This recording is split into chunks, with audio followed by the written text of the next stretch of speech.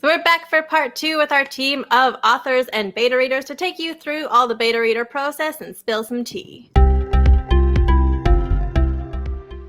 Hey all, and welcome to my vlog. My name is Erin, and I am here today with Kat, Casey, and Monica to do part 2 of our beta reader series. All of us are authors. All of us have beta read, and most of us have been through the beta reader process as authors, so we have a nice rounded perspective to give you all the details. If you haven't already checked out part 1 of our series, that will be linked in the description below, as well as all of the social media links for myself and all of our lovely guests today. Before we get started, don't forget to subscribe to my channel and ring that bell for more fun videos like this. Alright, so I'll start off with some introductions. My name is Erin. I have a professional critique service. I have multiple books published, and I have been through the beta reader process on both sides of the equation several times now. My name is Kat Rector, and I am currently working on my debut novel, The Goddess of Nothing at All, which is a Norse myth retelling. I've been a beta reader a couple of times, and I'm currently going through another round of beta reading for my book, and that's probably like my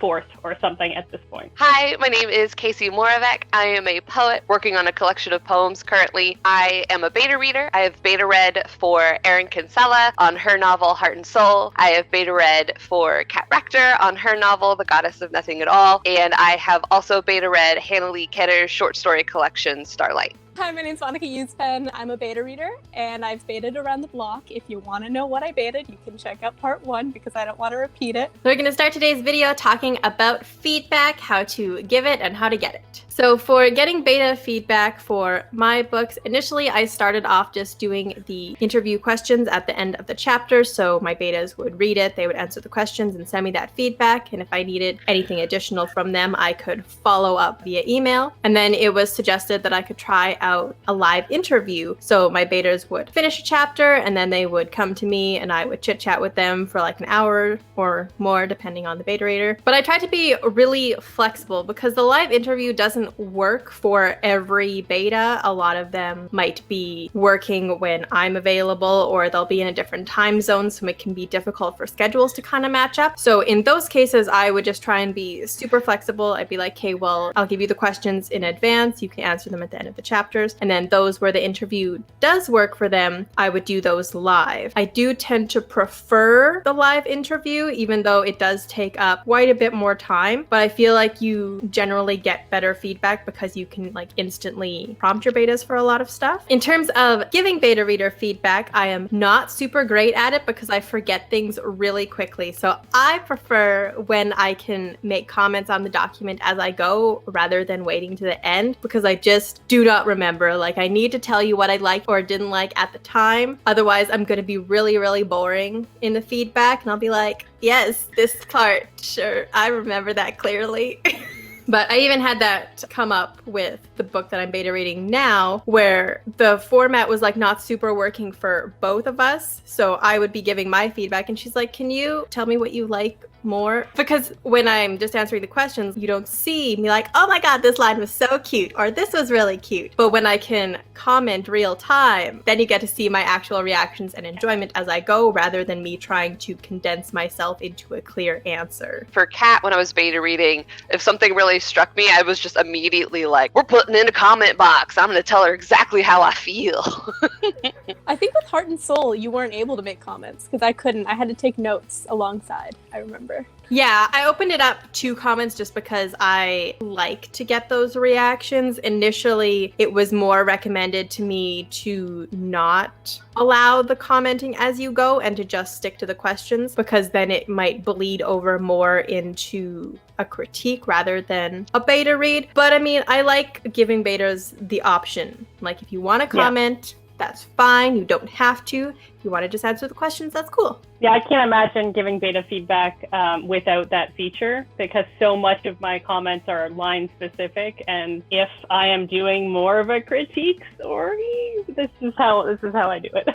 I think it's important to let the beta reader decide how much they want to give. Like, we shouldn't be expecting critique level stuff. But I mean, if that's people who are more comfortable doing that, then it's nice to let them do their thing. I also think a big reason beta readers are beta readers and not critique partners is because ideally you're handing them something that should be ready for a fake reader, not necessarily a critique partner. So I feel like just that level of trust and acceptance, like, oh yeah, I'm going to be getting something that I could ideally just read, is kind of part of it. What I found super helpful about being able to comment was that when I got to those interview questions, or when I got to the set of chapter questions or packet questions, however they came, or they asked me something specific, how did you feel about this scene? It was a lot easier to say, I made a note where you can find specifically where I had this feeling or this reaction, and then continue in the questions to elaborate on what that sentence or what that paragraph did to make me have the reaction that I did. How do we feel about friendly versus more rigid or professional feedback?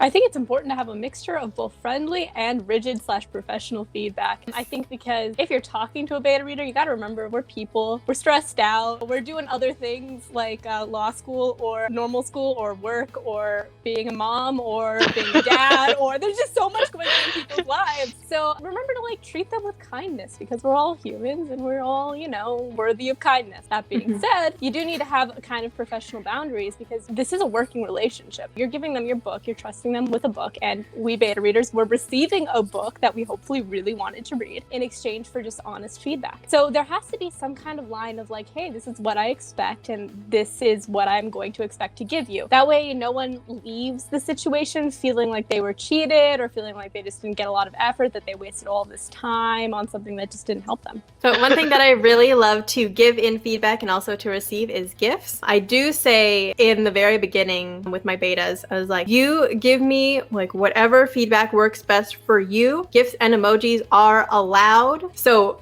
I know there's always like parts of the books that I'm writing where I'm like, people are going to have a feelings and they may not be able to articulate it. So if you need to slap down a screaming gift, that's totally fine. And I have 100% put those in my critiques with Kat. Yeah. Where I'm just like the heavy breathing one. I'm just like,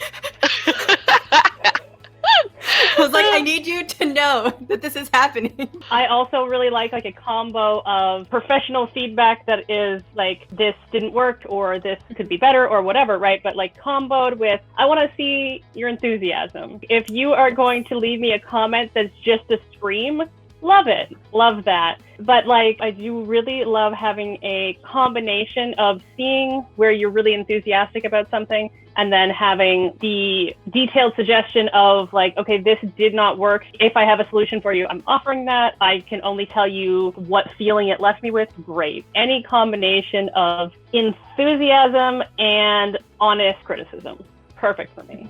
Right, like as a beta reader, I definitely reserve the right, or want to reserve the right, to be like, Odin, I'm gonna punch him in his pants, right? While on top of that, also saying, this is why I want to punch him in the pants, because in the writing, this is what I saw. Especially as a beta reader, when you come into a project, usually you come into that project, like we've all been saying, because you had some sort of enthusiasm or you were drawn to the story in some way already. And if you're not allowed to show that enthusiasm, then what's the point? Like, just get a developmental editor and let them mess around with it. If you want a reader's experience, that's generally how we express ourselves as readers, you know, with those genuine emotional reactions. And so we want to be able to share that. And it's good too, because you really want to know what parts of your story are provoking enough emotion that they need to show you that it's happening. I am years into this book, but I still feel very new at the process. Having that feedback of people enjoying things has been a real confidence boost for me, because I know I'm doing something right. And even if it's for that one moment and the rest of the chapter was a garbage fire, there was a moment that I can latch onto that something's working. And I think leaving that for any author is just going to build up their confidence. So now we're going to talk about feedback where we might be afraid to hurt an author's feelings or feel like we're coming across being mean, and how we can work with that. First of all, if you're in a happy beta reading relationship, I guarantee the worry of, hurting someone's feelings, it's not a worry you should really feel. You do want to point out things that are happening when they're happening, because otherwise an author's not getting anything from you. I mean, it's great to hear like, oh, my book's doing well here. But if you're not saying what's going wrong, they could accidentally send that out and then, oh my god, the character is wearing the same pair of pants the whole 3 years of the book. Conversely, if you constantly are getting kind of berated by this author and they're telling you like, hey, when you say this, like really you're wrong, like you're incorrect, that's when there's a line. It usually becomes pretty evident where that line is. From my own experience, I encountered an author, we're gonna name them Zeus because everyone voted on that name beforehand. And well, Zeus was proud of their book and they were asking for honest feedback, but whenever you point out even the smallest thing, if it was something like, oh, I felt this character came across as this, if it didn't line up with Zeus's opinion, you were gonna get an earful every single time. And there was this specific time where it just really crossed the line for me where I was like, oh, this is not healthy. I shouldn't be feeling like I'm going to cry at the end of this beta reading session, where I said, your main character seems pretty nice. And the author said, no, they're not nice at all. That's not one of their traits. They're not a kind person. They're all of these other wonderful things, but kind? No, you're wrong. And then they proceeded to take me hostage for an additional 4 hours to explain to me every minute detail where this character was not nice, which honestly, most of those details, it felt like the character was pretty nice. And I just think they just didn't want their character to come up like across as a male Mary Sue, but whatever. And that's when I realized, wow, these beta reading sessions already with this author have been like 5 hours on average because they will hold me there. And now they're adding an additional 4 hours of time where I repeatedly said, hey, let's move on. I have other feedback for you. Okay, cool. I guess we agree. Let's move on. And it just didn't work. So if you're ever in that situation, walk away, run, just leave. Tell them, sorry, it's not working out right now. I hope what I did give you has helped you in some way and end that relationship because yeah, you got to read part of their book and yeah, maybe you were excited about it, but it's not worth putting yourself through that. Can you imagine having 5 hours for that? Oh my God. No, I didn't. I was a freshman in a college. I did not have that time. I was in a pre-law learning community and I already spent a lot of time on beta feedback. Like Erin and my beta feedback's like 3-hour sessions because I mention everything, essentially everything I feel. Yeah, but like no hate towards this person. I mean, I hope they've grown up. I know I've grown up since my freshman year. I hope that they've, learned better and that their life is better. I don't want anything negative to come towards them. That's why we're using a fake name. But this is an example of something where if you find yourself in this situation, just go, just leave. You owe them nothing. You owe them nothing. Well, and I think the other important thing in that kind of situation too is you can pretty much tell as a beta that they're not going to take your feedback, so there's not a lot of point in wasting anyone's time. 100%. So you don't have to feel bad about stepping back because that author doesn't want critical feedback to make their book better. Right. And that kind of reminds me of when I have baited before, there have been times when my feedback has led to more questions from the author for clarification, and that's great. I'm always happy to clarify something that I've written as feedback. But then at the same time, I've also baited for people and then received nothing in return. Like I answered the questions and then they never talked to me again. So like, was I helpful? Was anything worth it? Did it all make sense? Do you need anything else from me? I'm like, obviously not, because they never talked to me again. But I was still just like, did I do a good job? Please give me some validation. I did this work for you. If you're watching this and you're a writer and you're thinking about doing this to a helpless beta like Casey and I, please just reevaluate yourself because like at least if it's not working, just let us know. Like, that's great. All right, it's not working. We'll move on. But otherwise, we're kind of on the hook. Like, should I be scheduling out this time in my life to read your book? I don't know. And vice versa, betas. If you are in a bad situation like that, unless you're being like emotionally abused and you just need to get out of there, feel free to just tell them, hey, I don't think this is working. Bye. So that they're not also being like, do I need to wait for this person? Do I need to push back my plans? Exactly. Being willing as a beta reader and then also as an author to accept that while the premise did sound great, the more you're reading, the more it's just not clicking with you, and how that needs to be okay. And it's not like a personal reflection on the writer or you as a beta reader. It did sound good, and then as you got into it, it ended up not being your cup of tea, and that should be fine. If you're looking at it from like the perspective of the author, you can tell as you are working with betas that something's not right. Like if you're getting answers that both are not enthusiastic and they're not detailed and they're really just, they're doing it to get it done to say they did it, that's a good time to be checking in with people.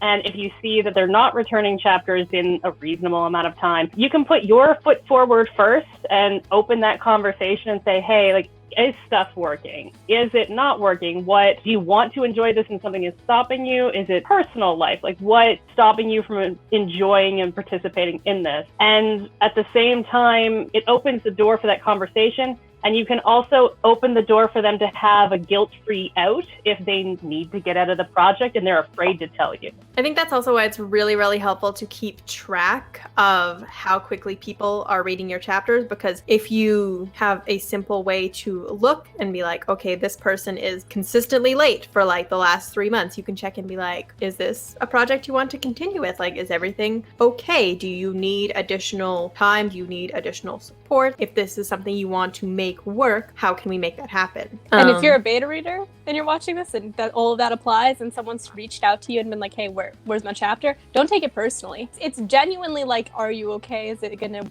work out? And if it's not, and it has nothing to do with their book, that's fine too. You can tell them it's not going to work. But if it is, and you're just like, I need time, then you can maybe work something out. If the author's schedule needs to move on, then they need to move on.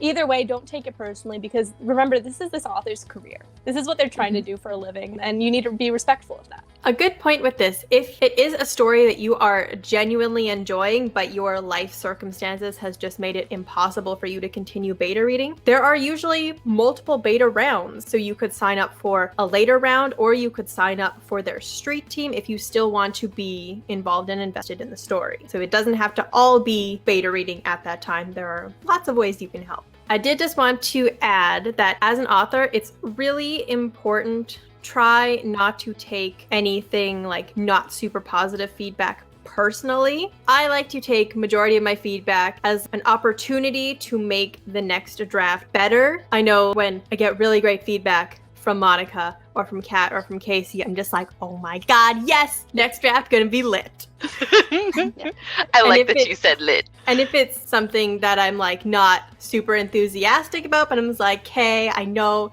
you're right. I'm not excited, but I know you're right, so I'm gonna do the work, and it's fine. Thank you so much for giving me this info. The only time where I get annoyed with beta feedback is when the beta is being a dick. Like they call my character a slut or something like equally. Yeah, betas do that sometimes. But those are the betas where I'm just like, screw you. I'm not listening to your feedback because clearly you have some things you need to work through. But if the betas are being not a dick, you should probably listen to them.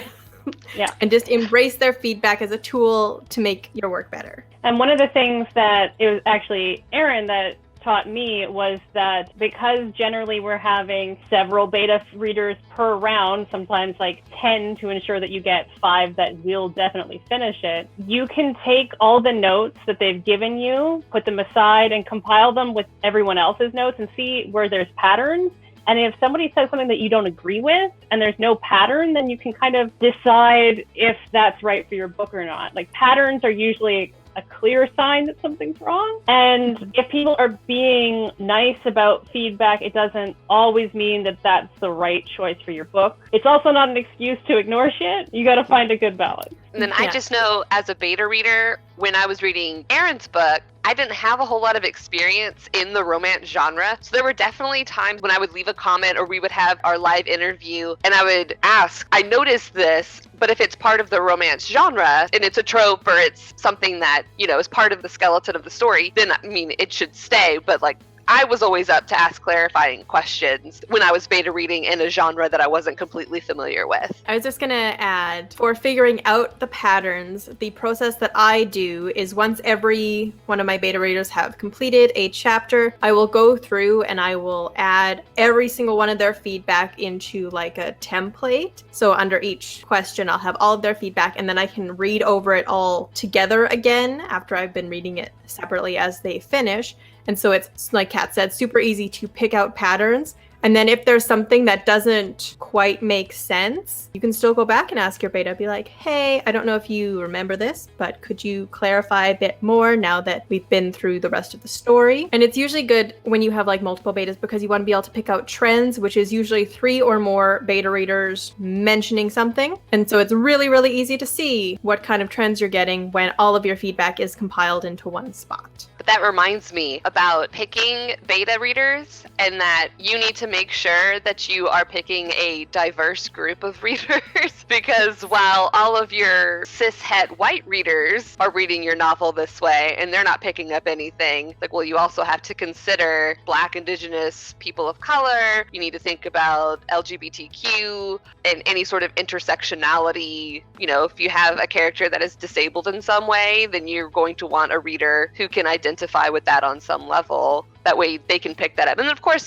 I know y'all have talked about sensitivity readers before, but I feel like with beta readers, you still need to make sure you have a diverse group of beta readers. And yeah, getting as many perspectives as you can is super important. That's why if I'm looking for anything in particular, or if my characters fall into any type of marginalization, I try to make sure that I'm clear about that in the beta recruitment, so that, like, if someone sees themselves reflected in a character, they might be more interested in reading the story. And I also tend to collect some fairly extensive demographics with my beta readers, just so that I know how diverse my group is. I know their genders, their sexualities, their ethnicities, like any relevant information to the story, so that I know what angles people are coming from, just for my own knowledge. Yeah, it's really wild that the smallest difference between two different people can really affect the way you're reading a story. Like, the majority of my beta readers have been either female or non-binary, and I've had a couple of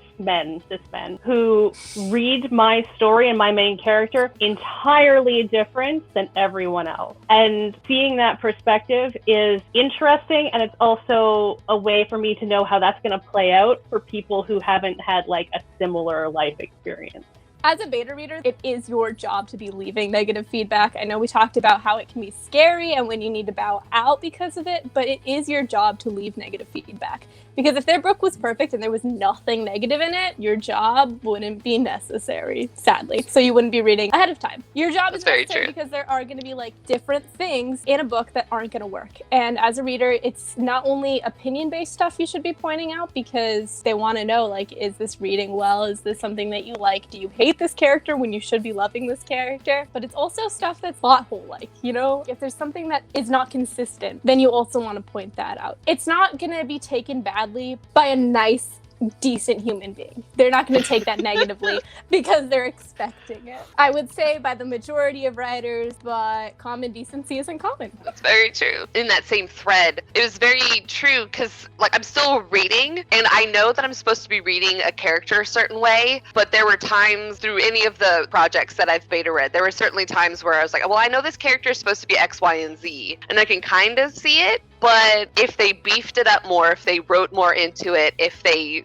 tweaked this, then they could definitely come across that much stronger. And as a beta reader, like, I know, like, that's my job. They want this character to come across as this badass mercenary, and right now, like, all I know about them is that they are a mercenary and they haven't done anything badass. I need to bring that up. Like, yeah, I want this book to be good. Yeah, or like sometimes there's like the character who's conveniently one way in certain places, but then when it's not so convenient to the plot, they just kind of like drop that completely. And then you're like, you know, that's not intentional, because it's a thing that happens. As writers, we probably have all done it, bringing that up, like, hey, you know, this character was supposed to be terrified of the dark, and it's dark out here, but they're chill. They're just enjoying life. They're drinking a wine spritzer and having a time. Did you forget it was night? Sometimes you forget. As an author, it is your job to, over time, teach yourself to go from a place of being insecure about your work to being secure enough that you can receive any feedback that is not meant to be asshole-ish as positive criticism that is going to allow your book to grow. If you're not in that position, you need to figure out how you're going to get there, because you are shooting yourself in the foot if you are not able to take criticism. It's non-negotiable, and if you are going to pursue a career in writing where you don't take criticism and all of your shit is perfect, you're going to publish things with grammar errors, spelling errors, plot inconsistencies, Your readers are smart. They're going to see it. Unless you were born with all of the talent in the world, you need criticism to be better. Yeah. Your teachers told you when you misspelled stuff. I did. I really did. How to spell ravioli, didn't you?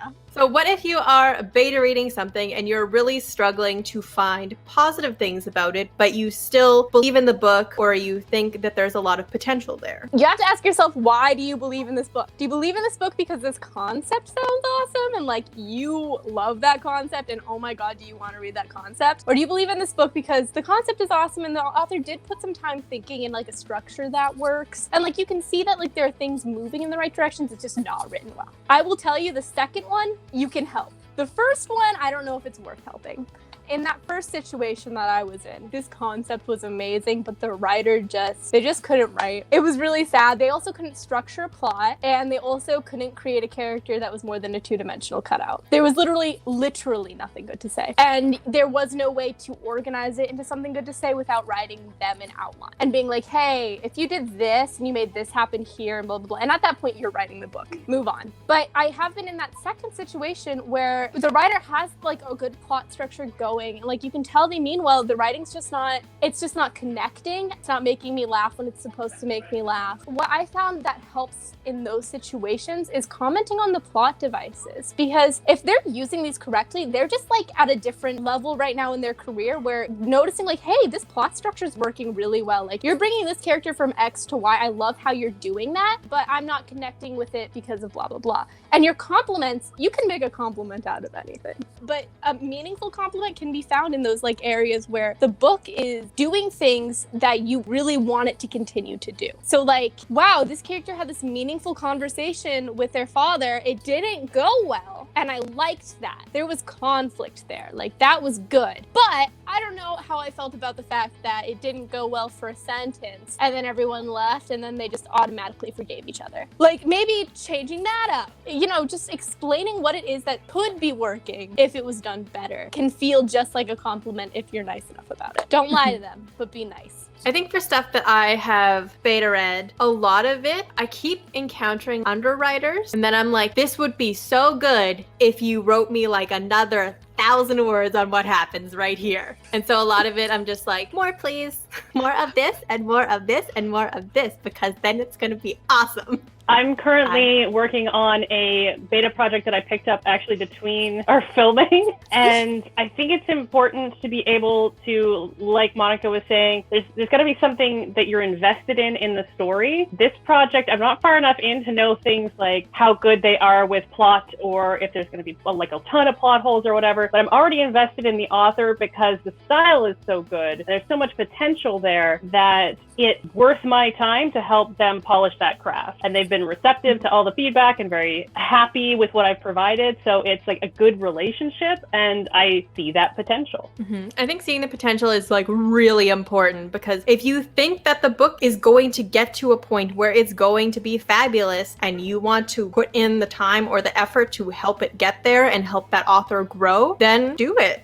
Most of the stuff I read where I try and see, be like, is the potential here? Or do they need to go back to the drawing board? Do they need to take writing classes? Like, is this something that I feel I can help with? Yeah, being a beta reader is not a quick process at all. If you're not going to be able to help them, just move on. If this book is basically you have to rewrite it to help it, sayonara, like bye-bye. See you later. And one of the things that we have to be aware of as beta readers is if an author is coming to the general community, it probably means that to some extent they don't have a pool of beta readers that they've worked with, which can indicate that they haven't been doing this for 5 years and have like reliable betas. So it might be the first time they've ever beta, the first time they've ever shown anyone their work, or within the first 5 times. So if that's the case for them, they might not be in a more experienced place and they need that kind of feedback where it's a little more critical. It's not as, you don't get to be as nice all the time and you don't get to just love everything. So being able to see the potential in that person and take that journey with them is also kind of, for me, the best part of the beta reading experience. I get to say, like, I worked with this person to build this thing. I write poetry, I don't write novels. So as a beta reader, I think it's very important that not only am I reading, but I'm also looking at resources that can help writers so that if they come to me and say they're on a first draft or something like that, I know that I have resources that I can push them to be like, well, I see you're having trouble with world building. Everything seems kind of, white wallish in here. If you go and you check out these videos, they're going to ask you some really important questions that you can then take back to your work and reconsider. And I just feel like as a beta reader, like it's not enough for me to have experience. So yeah, I teach. I'm making kids write essays about things that they don't care about. They're not projects of love. So it's very different feedback versus a writer who is honestly looking for a reader's experience and for a reader's expertise with what they are giving. Something I love to do going off of that, Casey, is if I know and usually this is the case, usually I'll read something that is in a genre I like to read. If I know this person probably likes to read this genre because they're writing in this genre, and I know that I've read a book where they did X thing really well that this author seems not to be getting, I'm about to rave this book and be like, oh my god, have you read blah blah blah, because this person does this really well, and maybe it's worth checking it out. I have done that, and somebody was going for this really kind of gothic feel, and I was like, you should really check out Flannery O'Connor. She's doing what you're wanting to do. And this person straight up looked at me and was like, yeah, that sounds interesting. They had no intention of going for this. And I was like, no. And then I read that book and I was like, they didn't read Flannery O'Connor. But Casey, did you consider? I don't read. I don't read. I don't. You're It's laughing. true. You're laughing, but I've heard this. I'm allowed to say I don't know how to read when I've missed something in your manuscript that you clearly wrote. But for you as a writer to be like, I don't read. What are you doing writing books, man? You know what? No, I'm in some Facebook groups. I'm still in them because it's comical sometimes what people will post. But there is always someone who's posting yeah, I don't read books because I just feel like people aren't telling stories I'd be interested in. These stories just don't fit my vibe. They're just not good. There's no such thing as great literature anymore. Not that I've ever read great literature because again, I don't read. But I'm gonna write something and it's just gonna fill all of these requirements for me, and I write because I want to tell story. And then you're just you don't know how to tell a story because you never read any. Exactly. And then also you're in a group of writers, you just told them all their writing sucks. It's all bad, and it's very pretentious. And if you're that person, please just read something. I just want to jump back to what Kat was saying with finding beta readers, because while you are going to acquire reliable people for your team as you go, that takes a really long time. I am on my 4th novel right now, and I still go to the community. I have an excellent team of beta readers that I love, but they're not always going to be available for a particular round. What I'm writing at the time might not be a genre they're interested in. And so you're always going to have new people introduced. And I think that's good anyways, to get new people who aren't as familiar with how you do things, so that they're looking at it with completely fresh eyes. So they might pick up different things than your existing team would. Yeah. 100%. Yeah, I think after a little while, especially readers that you get to know outside of the reading experience, and maybe you're chatting with a Discord and you've become friends, they're going to start to develop some biases, and they won't be aware of those biases. All of us are probably a little biased towards each other, and that's fine if everyone's being honest. But at the other side of that is people who don't know you, who have zero bias towards you. Perfect. Super honest. I do think if you are going to have biased beta readers, it's good to have them in the early parts where everyone knows that it's rough and you're just please help me. I know it's bad, but I don't know how. When I'm writing, I know I'm going to want Kat to read, I'm going to want Monica to read, I'm going to want Casey to read, because they give awesome feedback. But I also know that I'm going to need to hurl this book at some strangers. But they don't it doesn't care have about to be the first me. round. Yeah. Although Kat does have some advice about who not to go to for beta feedback. This is It's very really good true. advice. Very, very true. When I started working on The Goddess of Nothing at All, I started it as a project that I wasn't taking seriously. I just had a lot of time and I needed to fill a void in my life, so I began writing something I was interested in. A year and a half later, I was like, okay, you know what? I've taken this quite seriously. I want to continue to take it seriously, but I also have never shown anyone. I am terrified to show anyone. What I'm going to do, not connected to this, is announce on Facebook to all my friends and family who I've never told told that I'm writing this book. And then everybody said, oh my God, that's so nice. Oh my God, you're writing a book. Oh, I'd love to read it. In the same vein that someone would tell you, we should fucking get coffee sometime.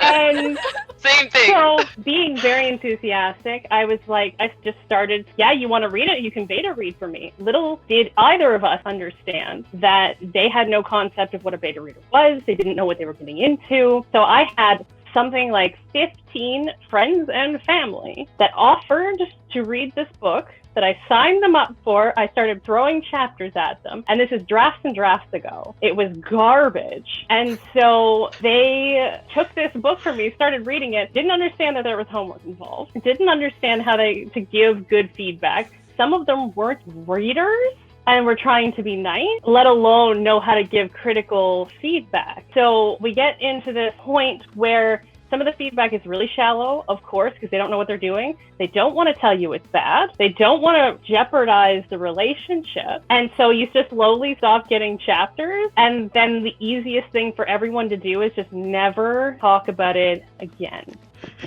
And this was 15 people that, thank God, I wasn't on the same continent with most of them, because there were people that I had to sit in the room with that I'm staring at them going, you never finished the book. You just disappeared and we're never going to speak about it again. And this is like direct family, like closest friends who were writers who didn't know how to help with the draft. It just went wild. My advice is to never, ever do it. You might be a really lucky person who has maybe. You have a Casey who is a teacher who is into English, like knows what beta reading is, wants to be helpful. You have struck gold. But like, keep in mind, 15 people offered to help me with my book and one of them finished it. That's 14 relationships that are now on the ice.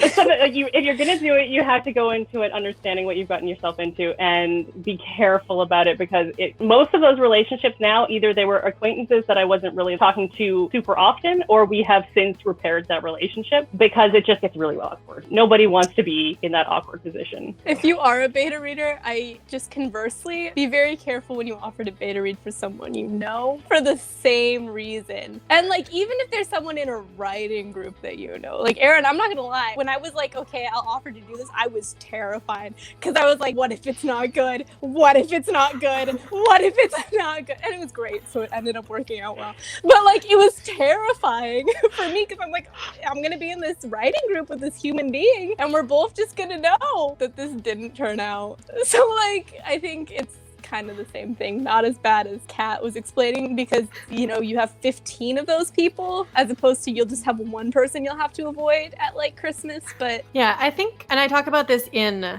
my other beta reading videos, beta readers will say things that you can never unread and unknow about them. And if those beta readers are family or close friends, you can't just be like, well, never talking to you again. But if they're a stranger, then you can be like, cool, thanks, let's move on now. But it is always really weird if it's the first time beta reading for an author or for a beta reader. You don't know what it's going to be like. So I think now, if I were to critique for Kat on other books, which I am, and if like Monica or Casey were going to beta read for me, like we know what to expect. And like, we know that we all have follow through. We know how to give feedback. We know what feedback other people are expecting. And so as you move through this process, you're going to develop those kinds of relationships. But when you're working with strangers, it can absolutely be a little scary. The same if you're working with friends or family who are not familiar with this process or think that they should be like literary critics that everyone should listen to. How does beta reading affect your career in the long run? I am what you would consider an impure beta reader, in that I did not start beta reading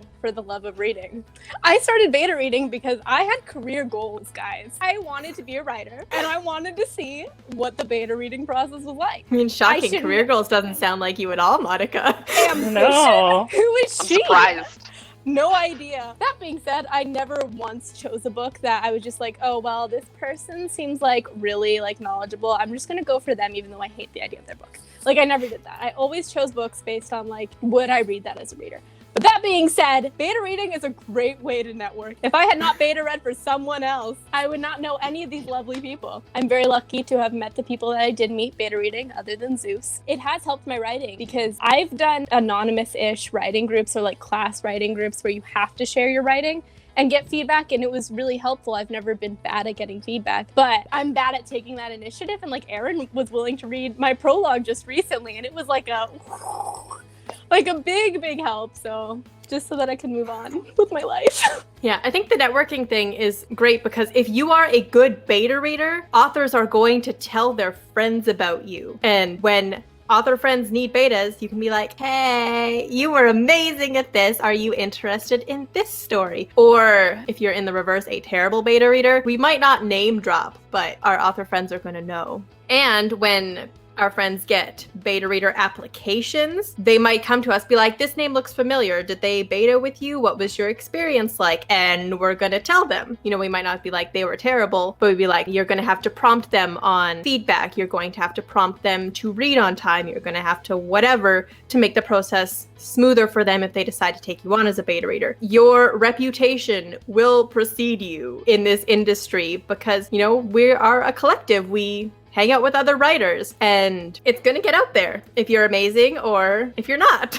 Like Monica, the only reason that I have a community right now is because I was at a point where I was very desperate and needed help with the draft that I was on, which was like a further version of the garbage draft. And I went on Tumblr, advertised that I was looking for someone to help just like go through the whole thing. Erin picked it up, and I know everybody I know now because Erin picked up that draft. And that one major connection spider webs out into all of your other connections, and it will grow perpetually if you just like allow it to, and also make sure that you are making good impressions, whether that's as a beta reader or as a writer. Especially if you're a beta reader who is a writer or wants to become a writer, like you're going to need those connections, and it opens you up not only to like a general community, but it will open you up to resources and like mentors and all kinds of things that you need to succeed in this industry. So it's really in your best interest to try and be the best beta reader possible if you are also a writer. And if you're a writer right now and you're watching this and you're like swiping your little grubby hands together and you're thinking, wow, I can find great beta readers, but no one's gonna know what trash I am as a writer towards my beta readers. You are wrong. Beta readers will warn each other. So if you want to have relationships or you want beta readers to sign up for your book, especially beta readers who will help you, you need to watch out how you treat your beta readers. And I think if you're just like brand new and you don't know a lot, but you show a willingness to learn and grow, not only in like your writing, but in how you handle the process, that is super valuable. Your betas are definitely going to notice, and if they have connections, that may open you up to those as well. Yeah, I don't think not knowing how to handle things is bad necessarily. It would be more like this person hadn't prepared in that they didn't edit their book at all. It was a 2,000 page, zoomed into 28 font. Their writer friend had hyped them up so bad that all of the betas wanted to come join because their writer friend had a lot of expertise and ethos. Their questions at the end were like 3 really basic questions, like what color was this person's hair, blah, blah, blah, blah, blah.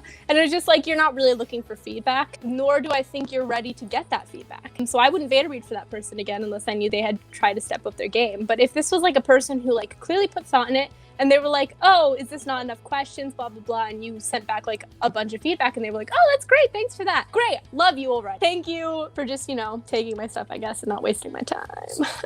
And what that would also make me ask is like, not only is the person that you were beta reading for, is that questionable, but then the people who were hyping that person up, have they seen their work? Like, were they hyping it blind? And if they weren't hyping it blind, what exactly is their like bar for quality? The scandal cat. Hence the scandal. That's why it was such a big thing.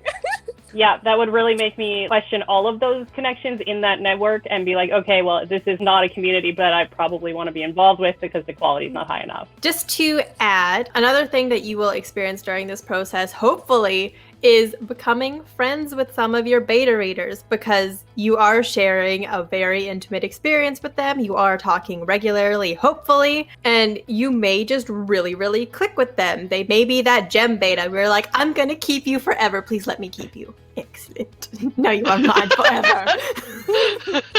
And we're all like, yay! Like Erin said, it's very important to have those community bonds and to be able to make friends where you can and be able to have those connections. And that's important on a personal basis, but it's also important on like a marketing side of things, because your book sales are going to rely on social proof, which is the idea that I can hype my book as much as I want, but that's not believable in the way that someone else hyping your book is believable. So if you have people in your life that have read your book and they believe in it, and, you know, come time for marketing, are willing to retweet and put things in their stories and show their friends and hype up your book by word of mouth, like, that is priceless. You can't buy that kind. Well, okay, probably you could buy that kind of buy the help. marketing, but not the enthusiasm that goes with it. You cannot buy that kind of love. You have to have earned it over time with how you have treated people,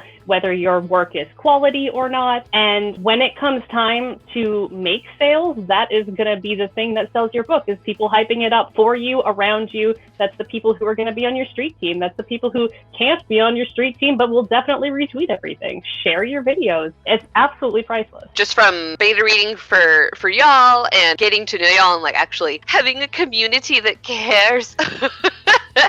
Like, there are times where it's like, well, they just released a video, but I haven't had time to watch it, but I want them to get as many views as possible, as quickly as possible. So I'm just like retweeting away. I already know it's good because I know this person, I've read their work, I've watched their videos before. Like, it could be on like the difference between kitty litters, and I'm still going to retweet that video because I know that their opinion is something that can be trusted, because their work as a whole has been very good. Like, I'm just gonna do it.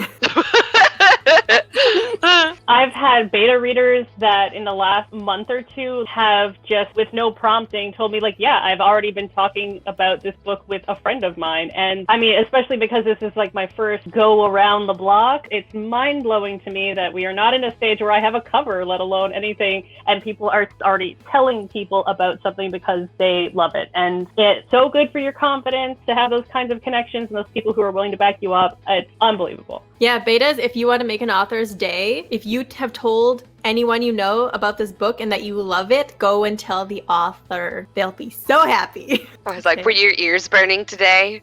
I was talking about you. Just like that. Exactly like that. Did you feel it? It was me talking about you to my friend. Oh my God, Casey, you're so cute. No, but I do that all the time though, where I'm just like, okay, this book isn't out yet, but y'all need to be watching for it within like the next like 3 or 4 years. Because publishing a book takes forever. I had no idea. Casey, I don't know if you know this, but because you talked to somebody about my book, they are reading a beta round right now. Yeah! So, thanks. Ha! Thank you. You're welcome.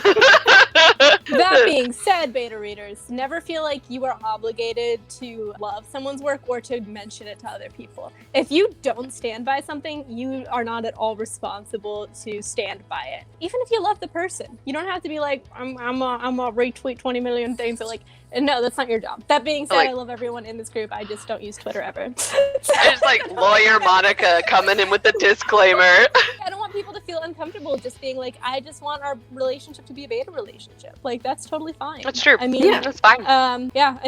Don't feel comfy. If a writer's trying to pressure you to be like, retweet this, do that, that's not your job. Tell them to hire a marketer and then move on. Get a street team. Have some friends. Maybe ask me to do that. Normally, if you're in a position where you are required to be retweeting or publicizing something, you have already signed up for a street team. Normally, that means you are there of your free will. If you're not there of your free will, you gotta ask Monica. yourself how you got there.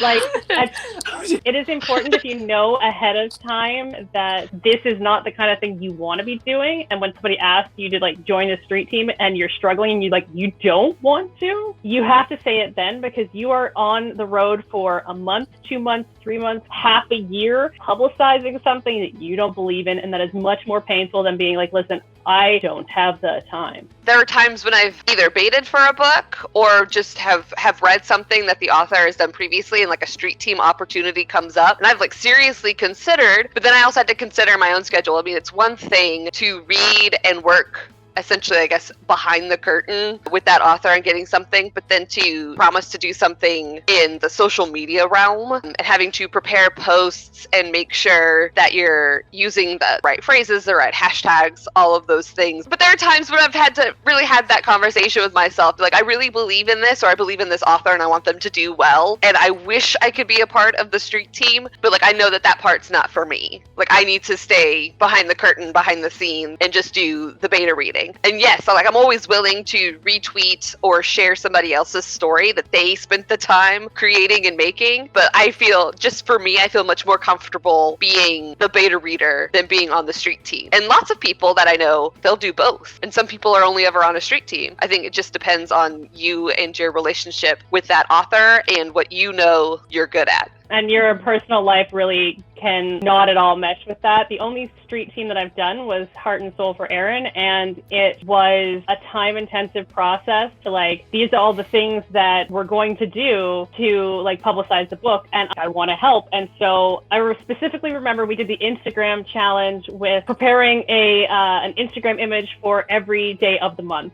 And that was more prep than I had done for Instagram ever. And so I sat down for days and put together 30 images, like took photos, did Photoshop, set up like, so if you're going to sign up for a street team, like you got to be ready to get stuff thrown at you that is going to take time and effort. And if you can't do that, then just be honest about it. Okay, so our last bit in this video is just covering a couple of potentially controversial topics. So let's get right in. Beta reader exchanges. If you are an author and you go and post on your social media that you're looking for betas, chances are you're going to have some people swooping in there and be like, I'll beta read your book if you beta read mine too. And while that is not necessarily a bad thing, like in our groups and stuff, we exchange work all the time, but you can't do that for 20 beta readers. And I personally get kind of irritated when people do that on my post, because it seems a little bit predatory, where it's like they know that you are in need. And if you are a newer author who doesn't necessarily have any kind of team built up, you might feel pressured to take on much more work than you can comfortably do just because you need the beta readers. I've only ever seen you ask for betas like in your stories on Instagram, but I know that there are specific subreddits for people looking to exchange manuscripts for feedback. And if that's what you want, you go do that. You don't go hop onto somebody's post where they're like, hey, I'm in need of beta readers, and be like, I'm willing to do a beta exchange.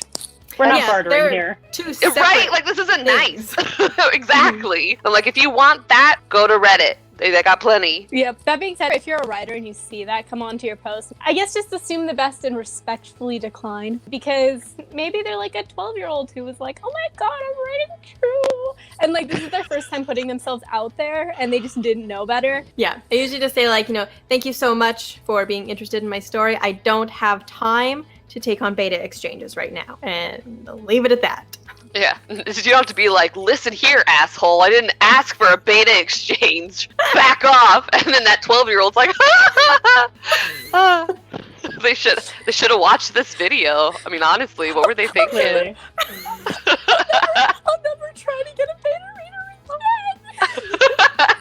The beta that I picked up this week was an accidental beta exchange, because as we were typing, we were simultaneously typing and pressed enter, and basically within 10 seconds had requested the other person's book. So it became That's just a happy accident. Yeah, it's not that it doesn't happen. It's not that it's not okay, but like Erin said, you can't read 20 books while you're trying to publish yours. That's not how time works.